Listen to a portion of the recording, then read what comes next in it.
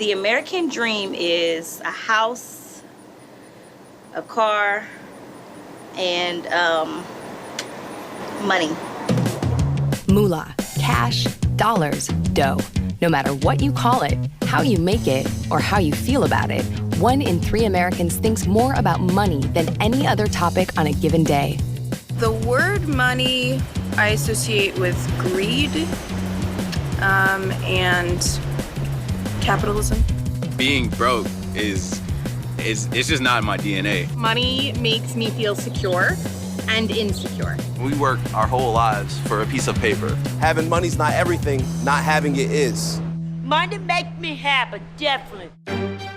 Although only 8% of the world's currency is actual physical money, nothing is quite as seductive as cold, hard cash. How money is made and created is an enigma. I haven't figured that out, but I've wondered about it. Paper money was first issued by the U.S. government in 1861 as a way to pay for goods and services related to Civil War costs.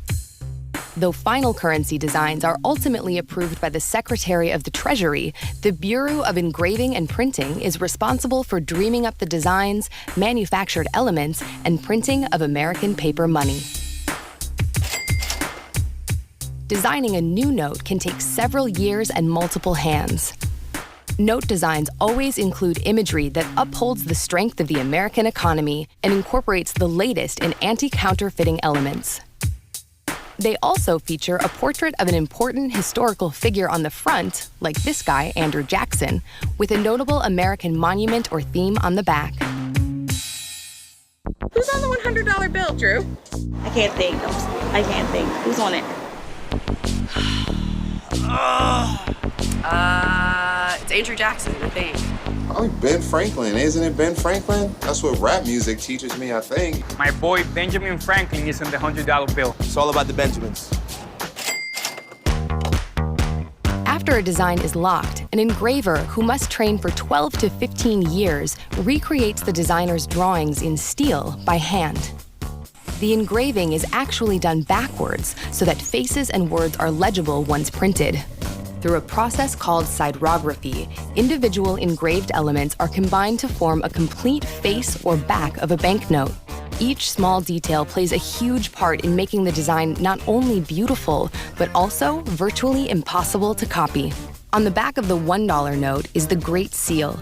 Its imagery alludes to the 13 original colonies, including 13 stars above the eagle and 13 steps on the pyramid.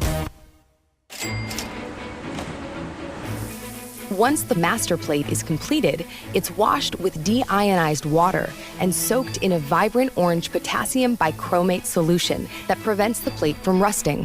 Then the plate is placed into a tank filled with a nickel salt solution for about 22 hours. During this time, an electrical current causes an identical nickel plate to grow on top of the plastic master. Science is crazy, right? This exact replica is then meticulously inspected by engravers for accuracy. If there are any mistakes, the entire process has to start over. The final printing plates are then coated with a thin layer of chrome and are 1/10 as thick as an average human hair.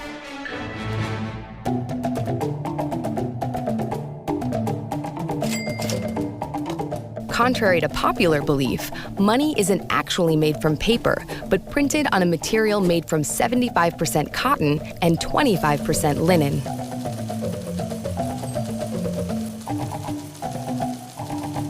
The special inks used for money have trackable magnetic and color-shifting properties. Green was originally selected for US dollars as a deterrent for counterfeiters. Psychologically, it's also a color associated with stability and growth.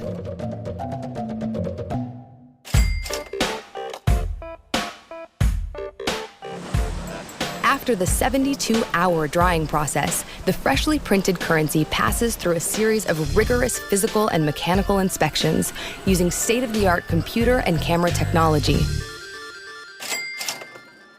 Then, the currency sheets are cut, packaged, and transferred to the Federal Reserve, who distributes the money to banks around the country.